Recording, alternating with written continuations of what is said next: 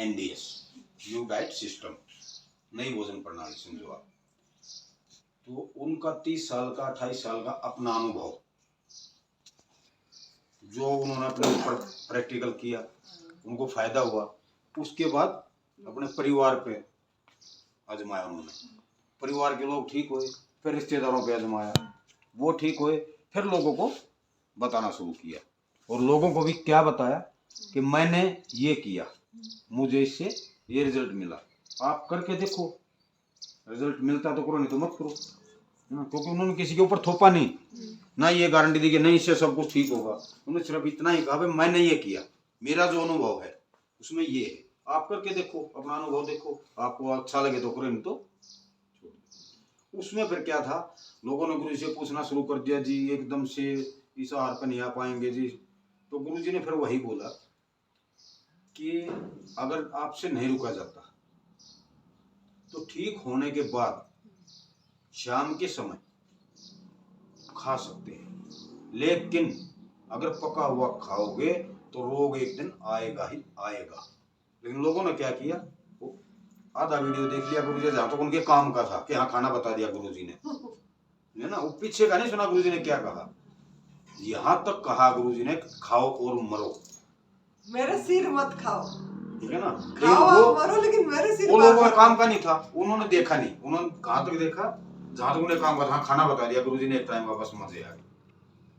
तो अभी पिछले शिविर में गुरुजी ने यहाँ से ही डिक्लेयर किया था एडवांस न्यू डाइट सिस्टम, है ना। तो उसमें गुरुजी ने सब जगह कर दिया है क्लियर कि एडवांस न्यू डाइट सिस्टम में कहीं भी पका हुआ भोजन नहीं है, और इससे आगे जाते हुए स्प्राउट भी नहीं है, स्प्राउट्स भी नहीं है, अंकुरित। और इससे आगे जाते हुए जो हम अपने बीजी हुई सब्जियां जैसे अपना खीरा है, टमाटर है, ये भी नहीं है। धीरे धीरे step by step original advance nutrition system क्या है, प्रकृति ने जो दिया और जिस रूप में दिया उसी रूप में, उसका रूप हम ना बिगाड़ के, मिक्सी ना चला के, चाकू ना चला के, जिस रूप में प्रकृति ने हमें दिया उसी रूप में हम उसको ग्रहण करें। तो ये है एडवांस न्यू डाइट सिस्टम। तो इस पे भी जैसे उस पे धीरे धीरे आए लोग, तो इस पे भी एकदम से एडवांस पे नहीं भाई तो नहीं कर पाएंगे। अभी खीरा है, टमाटर है, वो सब्जियां ले रहे हैं, लेकिन धीरे धीरे मतलब आगे बढ़ने का जो है, और इससे आगे बढ़ने का वो भी छोड़ के ओनली ऑन वाटर, उससे आगे बढ़ के ओनली ऑन एयर, उससे आगे बढ़ के कुछ भी नहीं, एयर भी नहीं, जो सांस भी पार्वती ने करे, सांस भी अपने आप अंदर जाएगा। तो ये तो हमारे लिए बहुत पीछे की बात है, अभी तो हम शुरुआत है हमारी, इसी पे हम रुके रहे, तो बस ठीक है, धीरे धीरे में इस जन्म में कम से कम आग में पका वाला भोजन तो छूट जाए, इस जन्म का तो इतनी तो हो जाए कम से कम कि कुक फूड ना खाए, एनिमल प्रोडक्ट ना ले, जो यूज ना करे, मतलब खाली मुंह से लेना एनिमल प्रोडक्ट नहीं, उसका यूज भी मतलब व्यवहार भी ना करे, जैसे जूते चप्पल बेल्ट ये सब चीजें, रेशमी सिल्क कपड़े ये सब, है ना। और शहद को बहुत लोग यूज कर रहे हैं, एनिमल प्रोडक्ट जैसे दूध से बनी चीजें तो छोड़ दे रहे हैं, लेकिन शहद ले रहे हैं कि नहीं शहद से फायदा है, इसमें वेदों में आयुर्वेद में लिखा गया है, लेकिन ऐसा कुछ भी नहीं है। आयुर्वेद जो भी लिखा हुआ है इंसान ही लिखा हुआ है, वो इंसान ने अपनी सहूलियत के अनुसार विज्ञान बनाई है। किसी पशु ने, किसी जीव जंतु ने कोई विज्ञान नहीं बनाई, ना कोई पढ़ाई की, लेकिन आज के दोनों इंसान से बहुत आगे क्यों है। इस खरगोश के लड्डू गया बिल्कुल नहीं खाएगा, लड्डू डाल के देख लो बिल्कुल नहीं खाएंगे, खाएंगे अपना वही घास फूस जो इनका खाना है। और इंसान जहां जो दिख जाएगा उसी चीज को जाओगे। दूध की जरूरत पड़ी, दूध अपना पशु बांध लिए, वो अत्याचार शुरू कर दिया उनके ऊपर, अपनी सहूलियत के लिए मंदिर बना लिए, भगवान बैठा दिए उनमें, अपनी सहूलियत के VIP दर्शन शुरू कर दिए उस मंदिर में। हनुमान जो भी मंदिर है देखे ना, किसी भी बड़े मंदिर में चले जाओ VIP दर्शन, आजकल पैसे दो जी VIP दर्शन कर लो जी। तो हनुमान भी बेच दिया इन लोगों ने, सारे अपने देवता बेच दिए, क्यों, अपने सुविधा के अनुसार, क्योंकि हमें तो समय नहीं है, बस पैसे ले पुजारी जी अपना दर्शन करवा हनुमान के। तो इंसान ने मेडिकल साइंस भी बनाई, अपनी सुविधा के अनुसार बनाई, किसी पशु पक्षी जानवरों किसी को भी देखो, ना किसी में कोई बीमारी आई, क्योंकि उसका कारण ये है कि वो अपने नियम पे है। एक इंसान एक ऐसी चीज है धरती के ऊपर, वैसे तो इसका एक ही वर्ड है, जब भी कथा मैंने बहुत सुनी है कि 84 लाख योनियों में सबसे ऊपर इंसान की योनि है, मानव योनि। लेकिन वो मानव ये तो नहीं देख रहा तो कितने पाप कर रहा है आज के दिन। कदम चारपाई से नीचे बाद में कदम टेक रहा, उससे पहले पाप शुरू हो जाते हैं इंसान के। बेड पे उसको चाय चाहिए सबसे पहले, वही पाप शुरू कर दिया उसने हमने। उसने देखा चाय में क्या क्या पड़ा, मतलब शुरू से आखिर तक, सुबह से शाम तक पाप ही पाप। और फिर मंदिर में जाएगा जरूर घंटी बजाने, भगवान को खुश करने के लिए। कोई पशु पक्षी देखो, पक्षियों को देखो, गुरुद्वारा दिखेगा उसके ऊपर बैठ के टट्टी कर देंगे, मंदिर दिखेगा उसके ऊपर भी कर देंगे, उसके लिए सभी वो बराबर है। उसके लिए ना उनमें कोई देवी देवता है ना कुछ हो रहा, उनको तो बैठने का स्थान है। हम इंसान देखो कितने प्रोपगंडा, उस मंदिर के अंदर लाखों टन सोना भरा पड़ा है, उस मंदिर के बाहर भिखारी बैठे। अगर भगवान उस मंदिर में है तो सबसे पहले तो भिखारियों का पेट भरे ना। और हम दर्शन करने गए भगवान के 10 रुपए भिखारी के हाथ पर, बड़े अपने आप को समझ लिया कि हम तो बड़े दानवीर हैं, उसको 10 रुपए दे। हमने उनका कोई भी भला नहीं किया 10 रुपए से। फल दे दो, क्योंकि उसका रूटीन वही है, आज हमें कल दूसरा। वो तो बैठा ऐसे, वो दूसरा कुछ भी काम नहीं करे आज तो उसको बैठे बैठाए मिलेगा। हमारा फायदा उसको कम मिलेगा। हम 10 रुपए ना देंगे, 100 रुपए दे, उसका रोजगार शुरू कर, चल भी खड़ा हो यहाँ से, ये पकड़ 100 रुपए, तू ये काम शुरू कर अपना, है ना। उसको किसी का गाज फैलाने की जरूरत नहीं पड़ेगी। लेकिन हम बड़े बन गए, उसको 10 रुपए दे गए, तो मैं तो भिखारी को, 4 भिखारी को खाना खिला दिया, नाम वही बोलेंगे उनका भिखारी बोलेंगे ना। भगवान के प्रति हमने कुछ नहीं किया, उस भिखारी के प्रति किया। नहीं तो नारायण सेवा बोलेंगे। जगह जगह देखो लिखा नर सेवा नारायण सेवा। श्लोक हमारे कितने बड़े बड़े हैं लिखने के लिए, बोलने के लिए है? कोई भी इस कथावाचक को देख लो, सबसे पहला शब्द उसका ही होता, क्या लेकर हम आए जग में, क्या लेकर हम जाएंगे। क्यों 5 लाख रुपए कथा के ले रहे हो भाई तुम फिर लोगों से? यार कुछ लेके नहीं जाना तुम्हें, तो 5 लाख रुपए किस बात के ले रहे हो तुम्हें कथा करने के लिए? सीधी सी बात है। तो कोई भी नियम हो, हम दूसरे से जब फॉलो करवा सकेंगे, जब हम उसको सबसे पहले अपने ऊपर लागू कर लें, है ना। पहले अपने आप उस काबिल बनाएं तो दूसरे को बता पाएंगे। हम खुद काबिल और दूसरे को बताने लग जाएं तो ना तो उसके पल्ले पड़ेगी वो बात, ना उसका कोई फायदा होगा उस बात से। रही इसमें तप सेवा सुमरन का मार्ग जैसे बताया है, तब तो वही जो सब कर रहे हैं, एक पुराना अपना आचरण विहार छोड़ के इस नए समाज में आना, पका हुआ भोजन छोड़ना, दूध प्रोडक्ट छोड़ना, निर्जला उपवास करना, तो ये तप है ना। एक मतलब अपने मन की इंद्रियों को वश में करना, ये तप है। दूसरा है सेवा का। सेवा, जब इंसान के मन में सेवा भाव होगा तो अपने आप ही सेवा होगी। सेवा ये नहीं कि मंदिर में जाके कहीं झाड़ू पोछा करेंगे तो सेवा होगी। अब देखा ना कई जगह ये आश्रम में जाते कि मैं तो 10 दिन के लिए वहां सेवा में गई थी। कल भी मैंने एक वीडियो देखा था, अपना जीन में एक लेडीज थी, शिविर में अपना उसका शिविर था, तो उसने बोली मैं तो जी वो राधा स्वामी उसमें 5 दिन के लिए सेवा दी। अरे क्या सेवा दी? लोगों के जूठे बर्तन मांजना कौन सी सेवा हुई? ये कौन सी सेवा हुई जो वहां गए उनके जूठे बर्तन तुमने धो दिए? सेवा चलता चलता आदमी कहीं भी कर ले, रास्ते में चलते रहे, को काटा पड़ा है, कोई ईंट रोड़ा पड़ा, उसको साइड में कर दिया, वो सेवा है। वो क्यों सेवा है? किसी को लगेगा नहीं तो हम तो निकल के आगे बच के, कोई ऐसा भी आएगा ध्यान ना हो, टकराएगा उससे, गिरेगा, काटा पैर में चुभेगा, और वो हमने हटा दिया तो पता नहीं कितने आदमियों की सेवा करते हैं, क्या पता कितने आदमी उस रास्ते से गुजरते, है ना। तो ये है सेवा, वो बिना पूछे होती है, पूछ के कभी सेवा होती है। और जिसने सेवा का ढोंग रच लिया, मैंने ये सेवा करी जी, मैंने वो सेवा करी जी, मैं मानता हूँ वो सेवा नहीं है। दान का भी वही है। गौशाला में गए हम, काट दो मेरी 5100 रुपये पर्ची। हमने देखा उस गौशाला में क्या होता है, एक्चुअली तो हम देखे गौ तो बेचारी फिर भी भूखी मर रही है। उस दान से किसका काम चलेगा? उस सोसाइटी का जो उसको संभाले।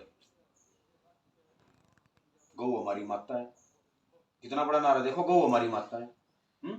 और ऐसे भिखारी बना के बैठा दी मैं गौशाला में, मतलब वो लाचार कर दी कि हम देंगे तो गुजारा होगा, उसको नहीं तो नहीं होगा। जबकि एक गौ माता 100 परिवार अकेली पाल दे अपने गौमूत्र और गोबर से। और आज देखो वही गौ माता क्या हाल है, कहीं भी देख लो, रोड पे देखो, जंगल में देख लो, पनिया खाती मिलेंगी, कूड़ा कचरा खाती मिलेंगी, पेपर अखबार खाते हैं। तो हम तो सिर्फ झूठा लबादा उठे इंसान का, इंसानियत का, हम इंसान लायक हैं ही नहीं, हम इंसान लायक नहीं है। क्योंकि जब तक हमारे अंदर का मैं नहीं जाता तो हम कुछ है ही नहीं। मैं कब जाएगा, जब ये रास्ता हम अपनाएंगे। तब सेवा सुमिरन। सुमरिन क्या है, भगवान के पास बैठना। जिस आदमी ने इतना कुछ कर लिया तो अपने आप ही भगवान के पास बैठा, उसको डमरू बजाने की, ढोल बजाने की जरूरत नहीं है। अनुभव में आ जाएंगे हम, आज सब भगवान ही नजर आएंगे, समझे ना। जो यहाँ तक पहुंच चुका उसको सिमरन की जरूरत नहीं। सिमरन तो करने लगा, सेवा करने लगे तो सिमरन ही तो हुआ। उससे बड़ी सिमरन क्या होगा, बैठने से ढोंग करने से थोड़ा है कि ध्यान में बैठ गया जी, बैठा थोड़ा कुछ देखना, दूध निकल गया होगा किचन में देखना, उसको थोड़ी देर बाद फोन आ गया, फोन सुनने लगे, वो कौन सा सिमरन है, किसका सिमरन है। सच्चा सिमरन यही है, तप और सेवा, इसी में सिमरन भी अपने आप आता गया। अब देखो, आपने देखा होगा, माँ का काम है क्लास में, मैं तो कभी नहीं बैठता उस क्लास में, क्योंकि मेरा काम नहीं है, वो काम माँ का है। मेरी तो यही सिमरन है, मेरा तो अपना सुबह उठा काम देखना भी क्या काम करना है, इसके लिए क्या जरूरत है, बिजली कहाँ से आएगी, पानी कहाँ से भरना है, और मैं वहाँ बैठ जाऊँ, उसको बेसिक छोड़ दूँ, तो सिमरन थोड़ा ही। तो मेरी तो सिमरन वो है। तो इसी तरह इंसान जब इस बात को समझ जाएगा ना, तो उसको कहीं ध्यान में बैठने की जरूरत नहीं, कहीं मंदिर में जाने की जरूरत नहीं, कहीं सत्संग में जाने की जरूरत नहीं। सत्संग में बताओ क्या है, 1000 आदमी इकट्ठे हो गए, वहां भी वही बात है। जब तो मानो सत्संगी को कि वो अपने ऊपर जो लोगों को हमें बता रहा है वो अपने ऊपर फॉलो करता हूँ चीजों को, एक भी चीज अगर वो अपने ऊपर फॉलो करके दिखाए तो मानो उसको भी सच्चा आदमी। हमें तो इतना बड़ा ज्ञान दे रहा, क्या लेकर आए तुम, जो क्या लेकर जाओगे, और खुद वहां से नोट वहां बोरा उठा के चल रहे हो हैं। VIP गैलरी में उसको खाना चाहिए, तो संत का किसी ने बताया, ये संत को तो जैसा मिला जहां मिला वैसा ही दिया। तो ये संत नहीं है, संत हैं वो गिने चुने हैं। संत कौन है, संत की परिभाषा क्या है, जिसने अपनी इच्छाएं मार दी, उसकी कोई इच्छा ना हो, उसको कहते हैं संत। और आज के संत रसीद बुक साथ में लिए घूमेंगे, लो जी ये काम बचा है जी, वो करना है जी, वो करना है। तो ये संत वो है। किसी को देखो कितने कथावाचक, कितने टीवी वाले हैं, कितने जेलों में पड़े हैं, ये संत हमारे देखो। तो संत की परिभाषा थोड़ा ही, कहाँ से है संत की परिभाषा। भगवान ने ना तो कोई संत बनाया, ना कोई भिखारी बनाया, ना कोई हिंदू मुस्लिम बनाया। भगवान ने सिर्फ एक इंसान का बच्चा पैदा किया, वो सभी कुछ हमने बना के छोड़ दिया, और उसी कारण दुखी है, उसी कारण दुखी। हिंदू मुस्लिम, हिंदू सिख, हिंदू ईसाई, यही चल रहा है बस, और इससे अलग है क्या। खबर देख लो, किसी टाइम टीवी चला लो, यही मिलेगा बस। उसने वहाँ हिंदू को मार दिया, उसने वहाँ वो मुसलमान हिंदू की लड़की के साथ विवाह कर लिया, उसने ये कर दिया, इससे अलग कोई बात ही नहीं। जबकि भगवान का इसमें कहीं भी दोष नहीं है, भगवान ने सिर्फ एक इंसान बनाया था, और इन भगवान ने तो सभी एक मतलब प्राणी बनाए थे, इंसान भी क्या कहो, वो अपने आप में हम इंसान बताने लगे, ये भी अपने आप पता नहीं, इनकी हम भाषा नहीं समझ पाते, एक जीव बनाया तरह तरह के। क्या पता हम जैसे बोल रहे, ये भी अपनी भाषा में बात करते, हमें थोड़ा ही पता है। जैसे हम दूसरे देश की भाषा, अपने अलग स्टेट की भाषा भी नहीं बोल पाते, हमें क्या पता क्या बोल रहे अपनी भाषा में, तो वही इनके लिए क्या पता क्या बोल रहे। सवेरे 6 बजे उठोगे, देखोगे तो पक्षी बोलने लग गया, तो कुछ ना कुछ तो उनका बोलने का कारण है ना, कुछ तो बोल रहे हैं ना। वो हमें देख के ऐसे समझ रहे होंगे कि देखो बेवकूफ कैसे, और हमें समझदार बने बैठे। हमको शिक्षा की जरूरत पड़ रही है, ये कितने पूछते हैं क्या खाना है क्या पीना है, ये ठीक कर, उनको कोई शिक्षा की जरूरत नहीं है, वो अपनी आहार ही ले रहे हैं। देखो एक बात नोट करो, चलो मानता हूँ इंसान सबसे श्रेष्ठ क्यों नहीं है, एक उड़ता हुआ पक्षी आपके ऊपर बीट कर देगा, बदबू आएगी उससे? आपको बिल्कुल नहीं आएगी, आप उसको साफ कर लोगे। और इंसान की टट्टी आपके ऊपर गिरा दी जाए तो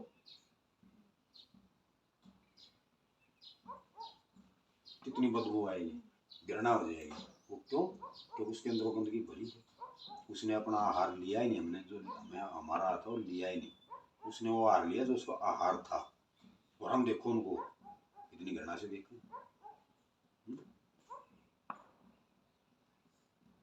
तो एडवांस न्यू सिस्टम में गुरुजी ने यही सब समझाया है। और ये कब समझ में आएगा? 3 ही बातें हैं। सबसे पहले संजीवनी के लिए 8 से 10 बार दिन में।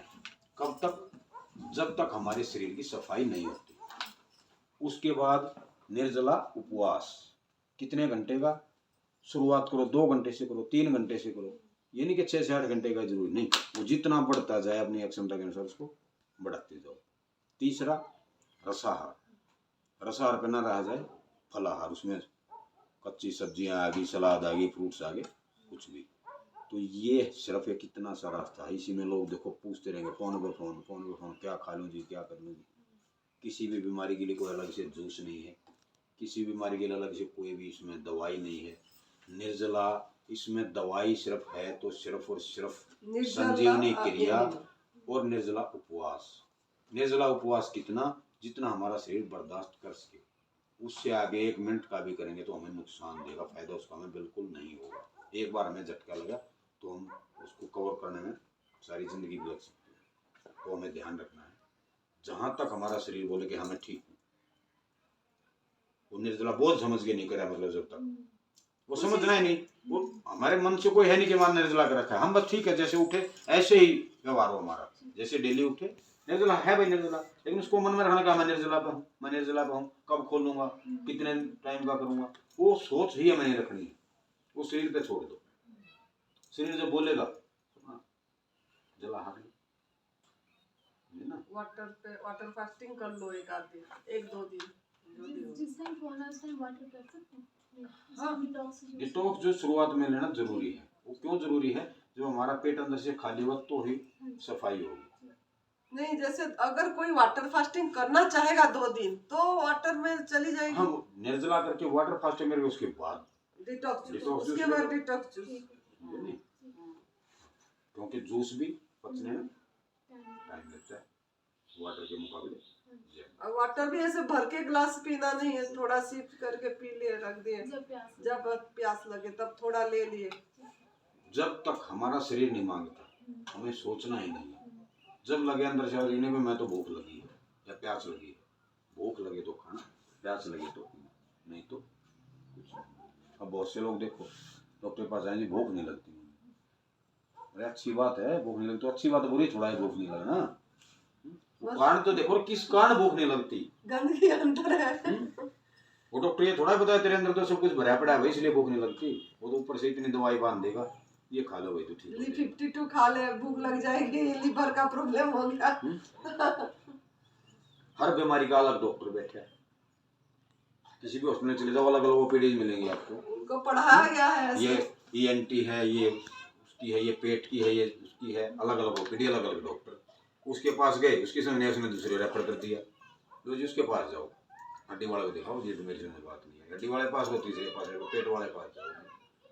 तो ये उनका चक्कर है, इसी में लाइफ टाइम फंसे रहेंगे। और इसमें अपना डॉक्टर खुद, शरीर बोलेगा हमें करना, बस इससे आगे कुछ भी नहीं है। शरीर बोलता जाएगा हमें करते जाना, बस इतना सा है, कुछ भी नहीं करना। लेकिन वो कब? जब हम शरीर की सुनेंगे, अंदर की आवाज हम सुनेंगे, उसको हम दबा देते हैं। और एनिमा को बहुत अननेचुरल बोलते हैं, जबकि एनिमा हम अननेचुरल फूड भी तो खाए हैं, हमारा जो आहार नहीं है वो लिए हैं, इतने सालों से लिए हैं, तो सफाई के लिए तो समय लगेगी, इसीलिए फास्टिंग करेंगे ताकि हमारा गंदगी निकले। और इस पे मैं जवाब दूंगा मैं थोड़ा सा। हाँ जी। कुछ लोगों ने ये भ्रम फैलाया कि एनिमा तो अननेचुरल है। क्या उस डॉक्टर को अधिकार है जो शरीर भगवान ने हमें दिया इसको काट के फेंकने का? वो नेचुरल है क्या? कि दवाई डालना। या उस शरीर में जो भगवान ने दिया हमें कुछ खाने के लिए, उसमें दवाई डाल रहा है, जहर डाल रहा है, क्या उसको अधिकार है? नहीं। तो ये तो एक भ्रम फैलाना लोगों के बीच में जरूरी है उनको कि एनिमा अननेचुरल है। अननेचुरल खाया हमने तो उसको निकालने के लिए अननेचुरल तरीका ही में लगाना। जब हमारी सफाई लोहे लोहे को ही काटेगा। तो हमें जरूरत ही नहीं पड़ेगी उस चीज की। जब हमारे अंदर से गंदगी निकल चुकी है तो हमें इसकी जरूरत ही नहीं, क्योंकि और गंदगी हमारे अंदर जाएगी नहीं, वो खाना हम खाएंगे नहीं, तो हमें इसकी जरूरत है। वो बड़े बुजुर्ग कहते ना कि सीधी उंगली से गिने निकलता हो तो फिर टेढ़ी करनी पड़ती है। तो वही समझो इसका उदाहरण कि वैसे तो मल निकलेगा नहीं, इतना आसानी से तो निकलना नहीं। वो किसी ने 30 साल से 40 साल से खाया है, वो इतना जल्दी थोड़ा निकला तो सूखा पड़ा है। तो उसके लिए उसका तरीका हमें अपनाना पड़ेगा। गुरुजी तो स्पष्ट सभी चीज बताए हैं, लेकिन गुरुजी को पूरी तरह सुनते नहीं है लोग, दूसरे तीसरे अलग अलग को सुनते रहते हैं। बीबी चौहान गुरुजी ने बहुत स्पष्ट सब चीजें, और खुद उनको देखना कभी भी उन्होंने क्या ले रहे हैं, क्या ये कर रहे हैं। कभी नमक नहीं लेते हैं, कभी ज्यादा मतलब जूस नहीं लेते, मुंह का मशीन चलाते हैं, चबा के रस लेते हैं, चोचा फेंक लेते हैं। एनिमा भी निर्जला रखने से करते हैं, नहीं तो नहीं करते हैं।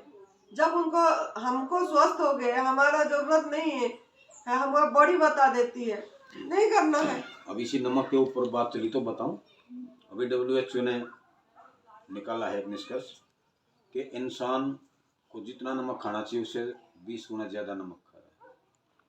इसी सरकारों ने तो नमक लागू किया था, सबको पता ना, टाटा नमक बनवा के बैठ गए थे, आयोडाइज नमक खाओ जी, नहीं तो महंगापन आ जाएगा जी, ये हो जाएगा जी, ये हो जाएगा जी। और अब वही सरकारें क्या कहने लगी हैं, नमक कम से कम खाओ। बीपी हो गया तो बोलेंगे नमक कम खाओ, लेकिन नमक पूरा छोड़ो नहीं बोलते। अब आप लोगों ने 8-10 दिन जो भी रहे, कुछ नमक नहीं मिला, किसी जूस में नहीं मिला, सलाद में नहीं मिला, क्या दिक्कत आई आपको किसी को? कुछ बिना नमक के कोई महसूस हुआ कि बिना नमक के हमें ये दिक्कत हुई? तो फिर वो डॉक्टर के पास जाते ही बोला नमक तो इतना लेना पड़ेगा। लेकिन अब वो डॉक्टर बोलने लगे कि जी तुम तो अच्छे ज्यादा नमक ले, उसको कम करिए। उनका तो बिल्कुल लो बीपी रहता था, डॉक्टर ने बोला था हर 2 घंटे में गिराना है। तो फिर अब आप देखो 6 दिन का निर्जला भी कर लिया, नमक भी नहीं गया, और फिर भी बीपी है ना, मैंने पहले भी मॉनिटर किया, हमेशा मेंटेन रहता है। शुगर वाले को डॉक्टर क्या बोलेगा हमेशा, डायबिटिक को, कि हर घंटे तुझे खाना है, नहीं तो शुगर बढ़ जाएगी। और हम कहते हैं 24 घंटे शुगर वाला खाना छोड़ दे, शुगर भाग जाएगी। हैं? तो डराया गया ना उसके द्वारा, उसकी बात तो याद रखेगा। 1 घंटा उसको भूख लगी चाहे ना लगी, घंटे बाद वो घर पर जा मांगे तो खाना दो, नहीं तो शुगर बढ़ जाएगी मेरी। उसके दिमाग में बात बैठा दी गई, वो उसको ना बढ़ती होगी तो उसको बड़ी महसूस होगी। तो उनका काम है ये। जब हम चैलेंज करते हैं शुगर पेशेंट को, गन्ने जूस पिलाएंगे, दिन में 2 बार पियो, 4 बार पियो, 6 बार पियो, और निर्जला उपवास पर रखेंगे। शुगर बढ़ा के देखो, 10 दिन में शुगर नॉर्मल, 10 दिन में क्या 3 दिन में शुगर नॉर्मल हुई। 600 से 85 शुगर हमने 3 दिन में आती देखी। और उनके पास चाहिए लाइफ टाइम। अगर कोई डॉक्टर माई का लाल शुगर ठीक कर सके बता दो, किसी छोटी सी बीमारी कहते हैं शुगर को, लेकिन ये ठीक नहीं कर पाते। डोज बढ़ाते जाएंगे, बढ़ाते, फिर इंसुलिन शुरू हो जाएगी, इंसुलिन की डोज बढ़ती चली जाएगी, लास्ट में किडनी लीवर सब कुछ फेल। क्योंकि दवाइयों के साइड इफेक्ट तो आने ही आने हमारे शरीर पे, एक दिन हड्डियाँ कमजोर, कुछ नहीं। फिर वही जवाब है, बस 42 का कोई इंतजाम नहीं, घर ले जाओ सेवा करो। उसको इतनी बीमारियाँ तोहफे में दे दी उस डॉक्टर ने, शुगर के नाम, इलाज के नाम। लेकिन हमें चाहिए तुरंत रिजल्ट। दर्द हुआ नहीं है, पेन किलर ले लो, बस रिलीफ हो गया, हम खुश हो गए। उस पेन किलर का काम क्या है, कोई इलाज करती नहीं। एक बात बताओ, घुटने में, यहाँ टखने में दर्द है, यहाँ हाथ में दर्द है, सिर में दर्द है, कोई भी पेन किलर ले लो। उस पेन किलर को क्या पता कि इसमें सिर में दर्द जाके ठीक कर देगी, उसको क्या पता कि यहाँ दर्द उसको ठीक कर देगी पेन किलर। वो सिर्फ और सिर्फ हमारे दिमाग को कंट्रोल कर लेती है, कैप्चर कर लेती है दिमाग। वो दिमाग उस दर्द के बारे में सोच नहीं पाता कुछ घंटे के लिए। जब उसका असर खत्म हुआ वो दर्द फिर शुरू हुआ हमारा। अगर वो पेन किलर इलाज होता तो एक बार आपने फिर दोबारा दर्द क्यों होगा?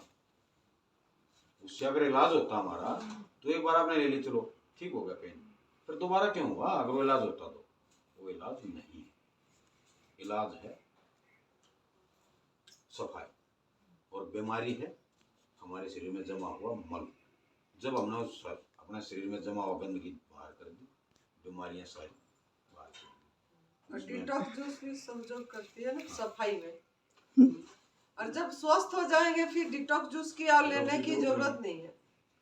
फिर नेचुरल पे अपने चले जाओ, उसमें जो भी मिला हुआ खाए। हाँ, कुछ जो भी- गवर्नमेंट फूड अगर ले रहे हैं, जो भी अपनी यहाँ ले रहे हैं, तो और डिटॉक्स जूस की कोई जरूरत नहीं है। जब हम स्वस्थ हुए तो ये भी नहीं कि 6 से 8 घंटा में फास्टिंग करनी है, हाँ, बिल्कुल नहीं करनी, जब 1 घंटा भी नहीं करनी है। भूख लगे तब लेना, सो के उठे भूख लगी तो खाओ, अपना बॉडी को क्योंकि वो शरीर मांगेगा, अपने आप मांगेगा। और हम उसको खिंचाने नहीं 8 घंटे तो बोल रखा हो नहीं खाना है। वो कब तक नहीं खाना, जब तक हम स्वस्थ नहीं होते, हमारे शरीर की सफाई नहीं होती, जब तक हमें निर्जला फास्टिंग करना है। उसके बाद 1 मिनट भी करने की जरूरत नहीं। रात को भूख लगी रात को खाओ, दिन में भूख लगी दिन में खाओ, जब कोई मर्जी खाओ। समय नहीं, अपनी बॉडी जब मांगा तब लेना। ऐसा नहीं कि रात को नहीं लेना, और भूख लगी ले लो। अब इंसान ने अपने टाइम सही बना है। दिए, ये नाश्ते का टाइम है, ये लंच का टाइम है, ये डिनर का टाइम है। पक्षियों ने को बना रखा है क्या? कोई टाइम नहीं इनका। यहाँ तुम एक कनस्तर डाल दो दाने का, कितने खाएगा वो? जितने उसको भूख होगी छोड़ के उठ जाएगा, नहीं। उसको भूख लगेगी तो उसको पता है कि यहाँ गिरे हम फिर आ जाएगा दोबारा से। लेकिन इंसान कितना भी दे दो मना ही नहीं करेगा, जब तक बीमार ना हो लेगा हटेगा ही नहीं उससे।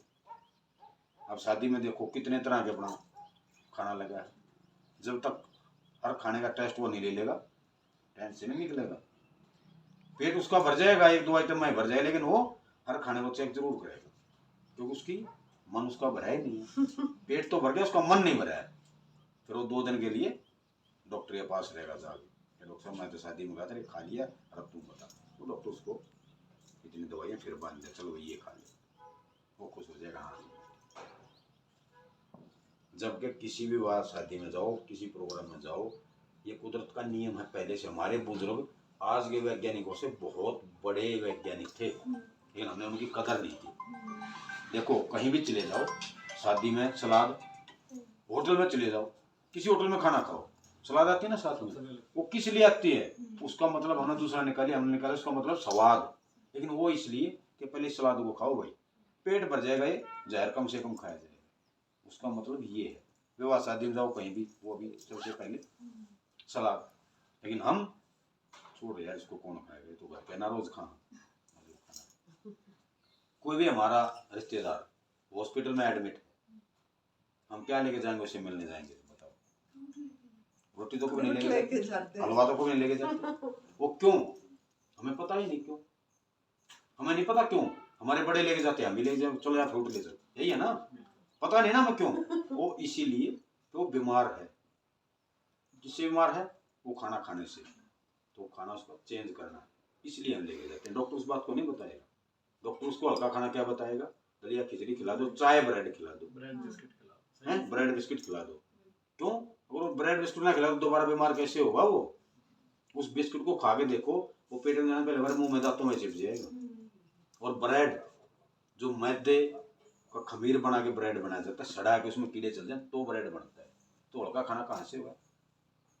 66 से 68 घंटे मैदा हमारे शरीर में डाइजेस्ट होने में समय लेता है, और उसको हल्का खाना बता रहे हैं तो ब्रेड खिला दो। वो ब्रेड पता नहीं कितने दिन का पुराना है, उसको एक्सपायरी डेट की मोहर मार दी, 10 दिन का चलेगा वही, 10 दिन तो खा सकते हैं। चाय पिला, चाय हल्के खाने में ले दी उन्होंने, चाय पत्ती ऐसी थोड़ी थी जैसा कलर इसका, ऐसा ऐसी थोड़ी थी चाय पत्ती। बागान में देखो कैसे ग्रीन होगी, ये क्या है? जो आपके कपड़े रंगाई होती है, ये कलर इसमें डाला जाता है। तो चाय पी रहे, तो A&D इसमें गुरुजी ने यही समझाया है। 100 बात मतलब एक ही 100 बात की एक बात बताई। एडवांस न्यू डाइट सिस्टम 3 ही बातें। सबसे पहले संजीवनी के लिए, उसके बाद 6 से 8 घंटा निर्जला उपवास, उसके बाद रसाहार, रसाहार से पहले डिटॉक्स जूस जब तक हमारी बॉडी सफाई नहीं कर लेती, उसके बाद कोई भी जूस पे ना रह जाए, कोई भी फ्रूट्स सीजनली या वेजिटेबल सलाद, और जितने बार हो सके उतनी बार संजीवनी क्रिया देनी। उसमें कोई टाइम लिमिट नहीं है, जितनी बार करोगे उतनी बार गंदगी। पहला 1-2 महीने जब लगेगा कि हमारे शरीर में गंदगी नहीं, आप शरीर बता देगा, उसके बाद करने की जरूरत ही नहीं। तो इतना सरल रास्ता जो गुरुजी ने इस दुनिया को दिया कोई नहीं दे पाएगा। जैसा है ऐसे आज इट इज लेना, मतलब कोई प्रोसेस करके नहीं लेना है। फ्रूट्स तो ऐसे फ्रूट्स लीजिए, कोई प्रोसेस मत करिए, जल्दी हील होगा। जैसे ऐसा इसको खोलिए, चबाए, रस लीजिए, चोचा फेंक लीजिए, अंदर को चूचा अपना बॉडी बता देती है, मुंह बता देता है कि ये अंदर नहीं जाना चाहिए, वो निकाल देना। हम अपने स्वाद के चक्कर में ज्यादा मरे हैं। अब देखो कहीं भी जाएंगे, रोड पर चल रहे हैं गाड़ी लेके, अमरूद वाला दिखाई दिया, गाड़ी रोक ली, अमरूद मीठे हैं भाई, पूछेंगे उससे अमरूद मीठे हैं ना भाई, पूछते हैं ना, तो आदत हमारी, मीठे हैं ना भाई अमरूद, हाँ जी मीठे हैं, चलो नमक मसाला लगा देंगे। अरे जब मीठे खाने के लिए नमकीन क्यों करवाया है? इतना मीठा अमरूद को नमकीन मानते हैं। उसके अंदर नमक मसाला लगा दे, मसाला है भाई, हम मसाला लगा देंगे, वो देखने से ही इच्छा हो जाती है। वैसे तो मीठे चाहिए उसको, लेकिन फिर नमक लगा देंगे। तो ये हमारा दिमाग है। फिर भी हम कितनी चक्कर में पड़ते हैं, समय बर्बाद करते हैं, कोई जरूरत ही नहीं है। जब उसका हमने स्वाद इसको बिगाड़ना ऐसे ही ही खा था, लो, काटने की भी जरूरत नहीं है। जब उस फल का हमें स्वाद बिगाड़ना ही था, तो मैं क्यों पूछना मीठा है, खट्टा है, कड़वा है, कैसा हुआ, जैसा दे भाई नमक लगा दे तू ऐसे, क्योंकि उसका नेचुरल स्वाद तो रहा है नहीं, नमकीन ना वो तो मीठे की जगह, फिर मीठा क्यों पूछ रहे हो, ये मीठा है कि नहीं, वो तो जैसा है वैसे नमक लगा दे भाई। लेकिन ये हमारी आदत है। नाइफ लगाना भी प्रोसेस हो गया, मतलब ऑक्सीडेट हो जाएगा हवा में। अपने ऊपर प्रैक्टिकल करो, ठीक है ना। एक दिन सलाद काट के खाओ, खीरा टमाटर जो भी हो, अगले दिन ऐसे ही खाओ, खाली बिना टमाटर। छीले, कोई छीलना नहीं, सिर्फ पानी में धोया और ऐसे ही खाओ, छिलका भी कुछ नहीं उतारना, लेकिन उसको खाओ नहीं, उसको चबाओ, पियो, उसको पियो, अच्छी से चबाओ, रस करो, है ना, उसको पियो। जूस को खाना है, खाने को पीना है। पीना है, उसका मतलब यही है। जूस को खाना कैसे, मुंह में लिया, कुल्ला करते रहे, घुमाते रहे, जब तक हमारे मुंह का सलाइवा उसके अंदर मिक्स नहीं हुआ, मीठा नहीं हुआ, चाहे कितना भी कड़वा जूस हो, 5 मिनट के उसको मुंह में घुमाओ और फिर उसको नीचे उतारो, देखो कितना उसमें टेस्ट आएगा। लेकिन हम गिलास उठाए फटाक से मुझे लगा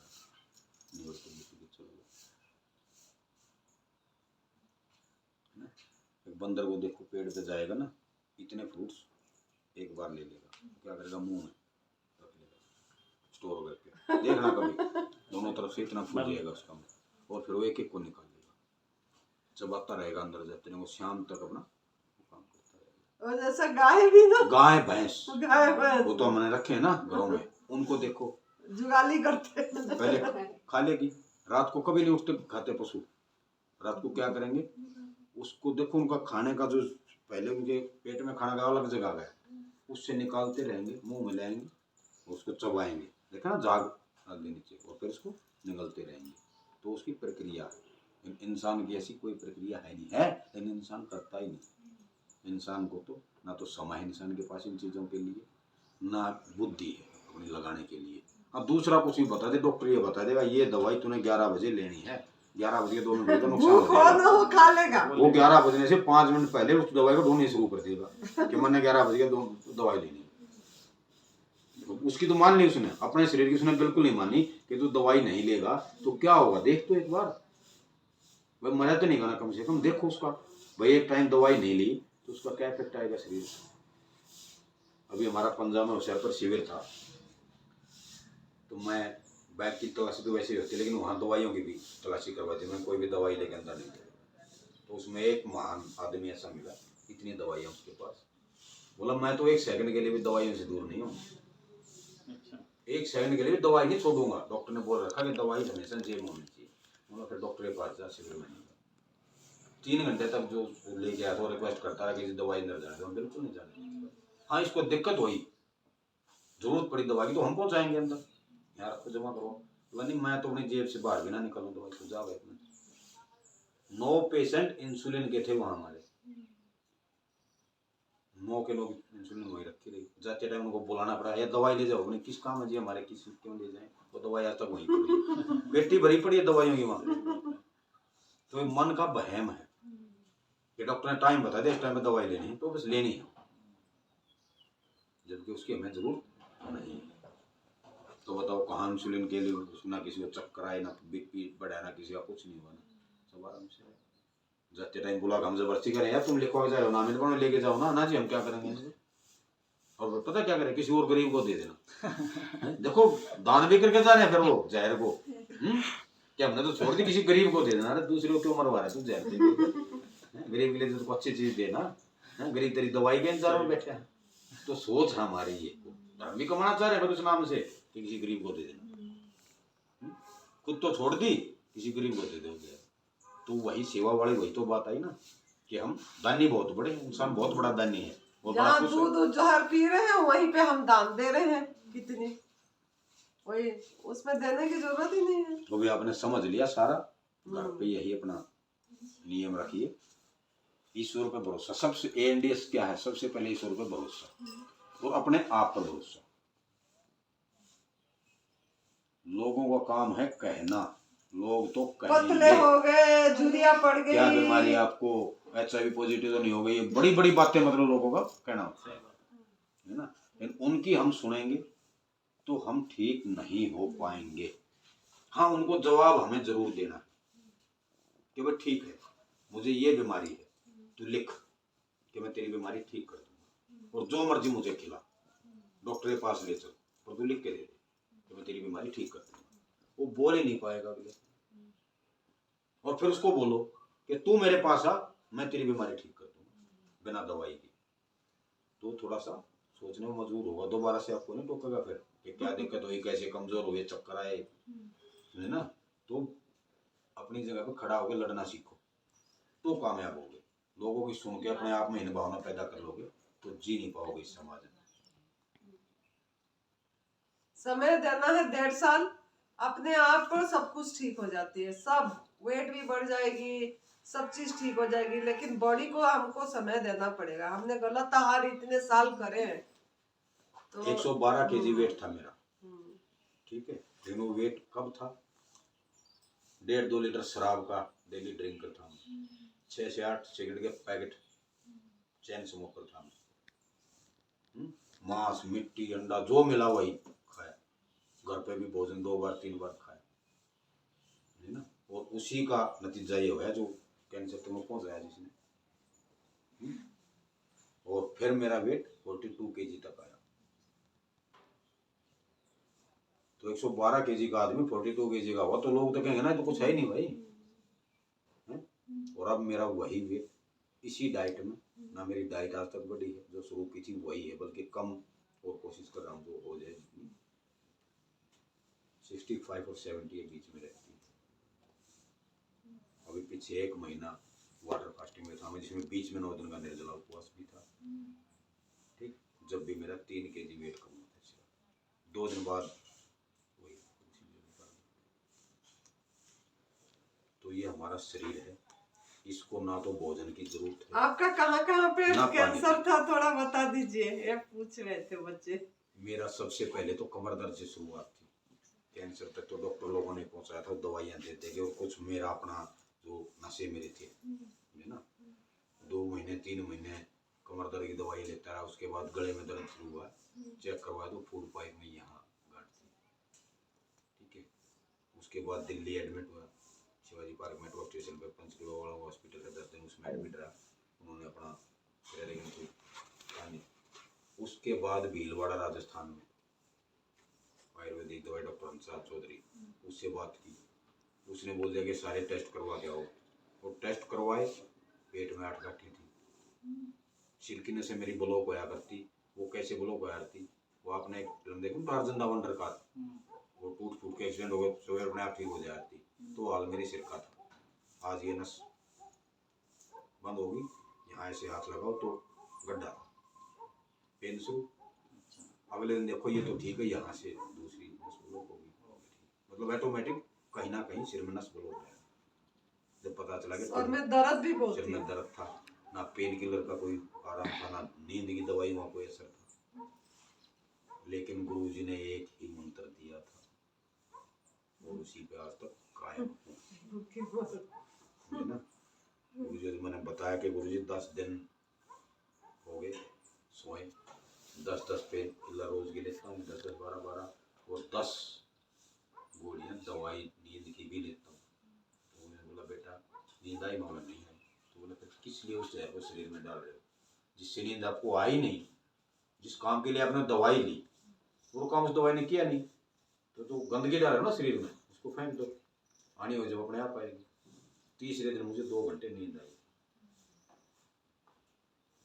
जबकि दवाइयों से 10 दिन तक भी नींद नहीं आई।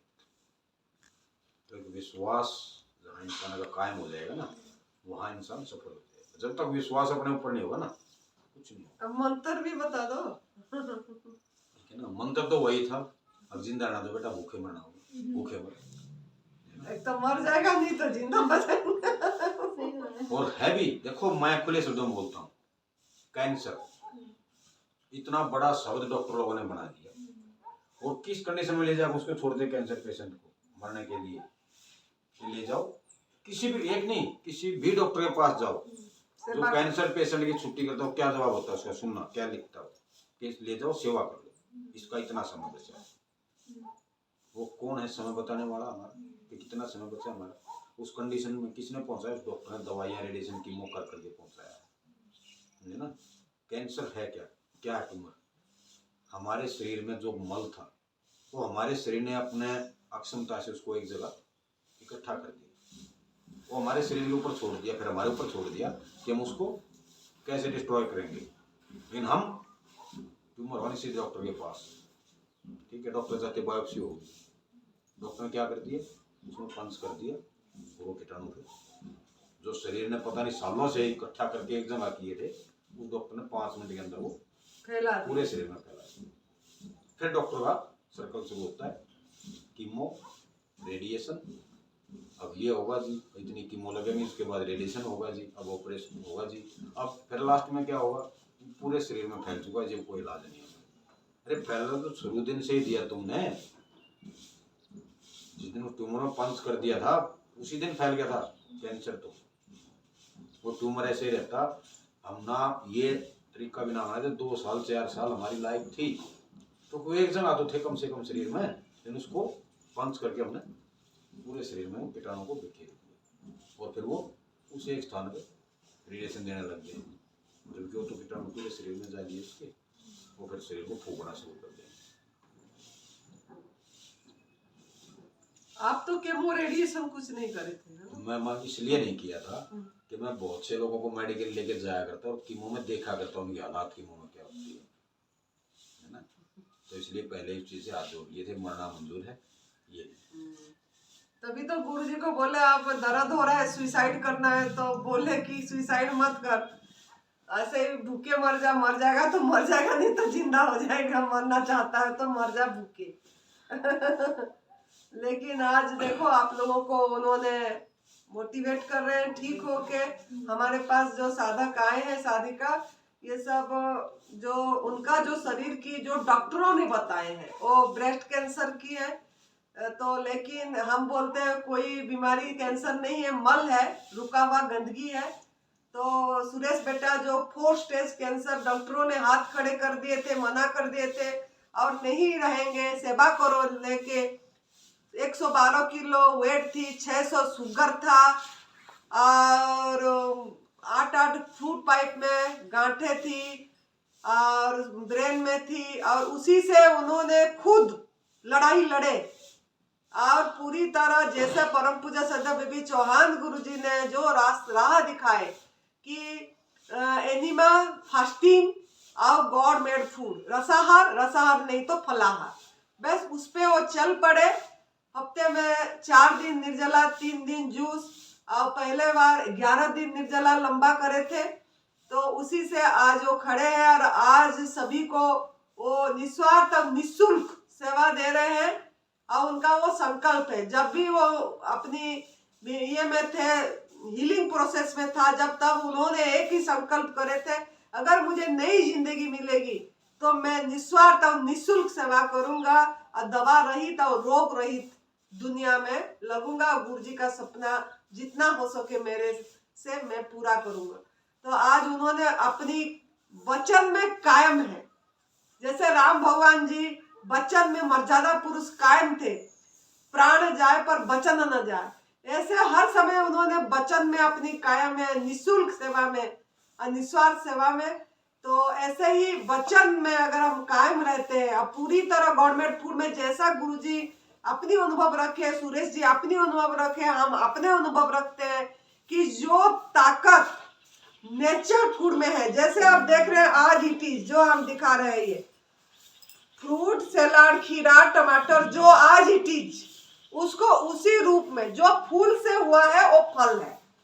तो वो फल को ऐसे ही लीजिए, कोई नमक, कोई प्रोसेस मत करिए, कोई ड्राई फ्रूट्स मत लीजिए, अपने आप बॉडी हील करेगी। साथ में निर्जला और एनिमा सहयोग करना है हमको। जो गलत आहार डाले, अयोग्य आहार, उसको सफाई तो करना पड़ेगा। सफाई में निर्जला फास्टिंग में और एनिमा और डिटॉक्स जूस, इसी में सफाई होगी। बाकी जब भूख लगे तब सही आहार, हमको यही आहार लेना है। जब तक हम स्वस्थ नहीं हुए तब तक एनिमा निर्जला फास्टिंग है। जब स्वस्थ हो गए तब आपको जब भूख लगे तब ये ले, और धीरे धीरे कक्षों को बढ़ाए, धीरे धीरे धीरे धीरे आगे बढ़े। तो आप करिए, एडवांस न्यू डाइट सिस्टम को अपना लाइफस्टाइल बनाइए। सुरेश बेटा का फोन नंबर है, जो कैंसर से ठीक हुए पोस्ट एज, उनका मोटिवेशन था कैंसर साधकों को, तो उनका फोन नंबर है 9729018002, 9729018002। और हमारा फोन नंबर है 8219172304, 8219172304। तो यहाँ हमारा आश्रम दिव्याशीष परम सुख आश्रम हिमाचल प्रदेश, देवभूमि, तपोभूमि, संतों के स्थान पे उन्होंने एक भगवान का सहयोग से और उनका मेहनत से यहाँ एक एडवांस न्यू डाइट सिस्टम का आध्यात्मिक स्पिरिचुअल सेंटर यहाँ तैयार हुआ है। और जिन्होंने करना है, इसको अपनाना है, आ सकते हैं, लेकिन घर से शुरुआत करके, क्योंकि यहाँ आग में पका वाला भोजन नहीं मिलती है। यहाँ रसाहार फ्रूट जूस में रखा जाता है और नमक भी नहीं है। तो इस कदर आप अगर वहीं से छोड़ के आएंगे तो अपने आप यहाँ कर पाएंगे।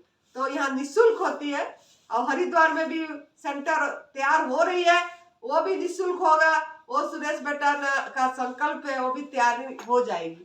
तो क्या बताना चाहते हैं? तो एक अपना अनुभव और मैं थोड़ा सा आपको बताऊं कि जब भी आपका मन विचलित हो कि आज तो नहीं, मुझे पराठा खाना है या कुछ भी पका हुआ खाना है, तो उस आज को कल पे छोड़िए। थोड़ा सा एक मिनट सोचिए कि चलो मन कर गया, चलो आज खाना है, उसको थोड़ा सा एक मिनट के लिए, नहीं आज नहीं, कल खाएंगे। वो कल पता नहीं फिर कितने दिन के बाद आए भी या ना आए। लेकिन दूसरा मेरा जो अपना कड़वा अनुभव है, फिर भी मन ना माने, तो एक ही इलाज है, अपनी जीभ को दांत के नीचे जोर से दबाओ, जोर से दबाओ, ताकि इसमें अच्छा सा दर्द हो। 10 दिन तक वो कुछ नहीं मांगे, तब तक आपका मन पलट चुका हो। इसको आप बेवकूफता समझो या मेरा अपना अनुभव समझो, या खुद करके देखोगे तो पता चलेगा। क्योंकि इलाज ही एक्चुअल में ये है। नहीं तो किसी को पूछ लो, 2 दिन मैंने इस डाइट पर आ, तीसरे दिन रोका नहीं गया। तो सबसे बढ़िया तो यही है कि आज के काम को कल पे छोड़िए। खाने वाले को दूसरे को, जो पका हुआ खाने का मन बना हमारा, आज नहीं तो आज तो कहाँ बनाएंगे, कल बनाएंगे, कल खाएंगे। वो कल पता नहीं कब आएगी, या आती नहीं कल तो कभी, और फिर भी ना रुका जाए तो दूसरा आज मैंने बता दिया। अगर सक्सेस होना है तो, ठीक होना है तो आपको, नहीं तो फिर जैसा मर्जी मन की मानोगे तो भटकते रहोगे। ऐसे मन को कंट्रोल में करना होगा, और ये जब कंट्रोल में हो जाएगी तो मन तो अपने आप कुछ नहीं बोलेगा। यही तो है सबसे बड़ी बीमारी हमारी। इसके पहरेदार देखो कितने चारों तरफ, जब भी नहीं रुक पाती है। कितने पहरेदार भगवान इसके बैठाए फिर भी नहीं रुक पाती है। तो इसका इलाज भी यही पहरेदार है, इनको खुले छोड़ दो, तो रोको इसको, अपने आप रोक देंगे, कुछ नहीं बोलेगी। तो ये मेरा सुझाव समझो, या मेरा अपना अनुभव, इसको करके देखिए। तो बहुत सुंदर अनुभव, बहुत मोटिवेशन अच्छा दिए। तो आप लोग भी रीजनल, सीजनल, ओरिजिनल लीजिए, मीठा मीठा फल लीजिए और स्वस्थ रहिए, मस्त रहिए, तंदुरुस्त रहिए। कोई पाउडर की प्रयोग मत करना, कोई दवाई की प्रयोग नहीं करना है, क्योंकि ये दवा रहित, रोग रहित दुनिया है। सूखी पाउडर हमको स्वस्थ नहीं करेगा। सूखी ग्रीन जूस का पाउडर की कोई दवाई हमको स्वस्थ नहीं करेगी। रीजनल सीजनल ओरिजिनल चीज ही हमको स्वस्थ रखेगा और हमारा माइंड भी स्वस्थ रहेगी और हमारा आत्मा में स्थिति अपने आप हो जाएगी। कुछ करना नहीं पड़ेगा, अपने आप होती चली जाएगी। तो खुश रहिए, मस्त रहिए, तंदुरुस्त रहिए, हर समय हंसते रहिए, हंसाते रहिए। जय तंदुरुस्ती, जय तंदुरुस्ती। आप